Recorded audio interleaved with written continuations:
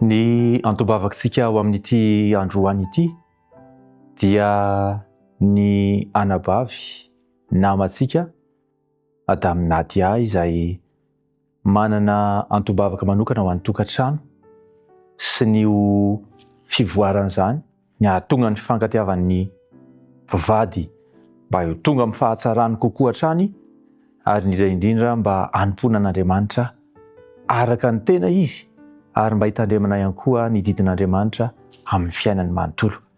Andehantsika hiaraka hiompo ao anatin'izao vavaka izao. Ray masina indrindra izay any an-danitro, amin'ny fotoana rehetra dia azonay antsoina ianao.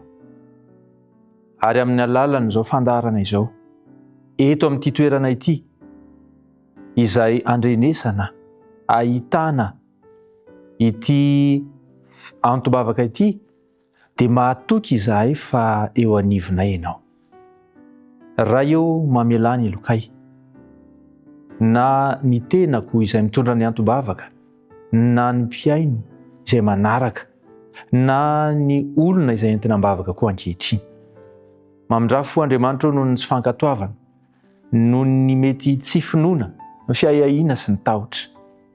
Ankehitriny Andriamanitra ho an'ny izany anabavy izany, izay anarana ihany no ahalalànay azy, fa ianao dia mahafantatra mitsipiriany momba ny fiainany sy ny tokantranony, ny fanambadiany, mivavaka izay Andriamanitra, ny mba hitahinao indray izany tokantrano izany, ny mba hikasihanao ary tsy fikasihana mandalo, fa ny mba honenanao ao anatin'izany tokantrano izany, ka ampodiana ny fifankatiavan'ny mpivady ho amin'ny tsara lavitra noho ny tany aloha azy. Eny, ny mba hisian'ny fiavaozan'ny fiainam-bavaka ao amin'ny tokantrano, ny mba hisian'ny fankatoavana amin'ny fahafenon'ny marina ny didinao, mba tsy hanompo anao amin'ny molotra fa amin'ny hery, amin'ny tanjaka, amin'ny fanahy manontolo no hanompono izany tokantrano izany. Andriamanitra misaotra anao satria ianao dia afaka manampy izany renim-pianakaviana izany hihoatra ny fahotana. Amin'ny alalan'ny fitiavana dia afaka ny hioarana izany fahotana izany, ho avela, ary indrindra ny mba hanana ny faharetana sy faharipo eo anatrehan'izany fiainany tokantrano izany. Eny Andriamanitra, mahatoky sy mino izahay fa mihaino vavaka ianao.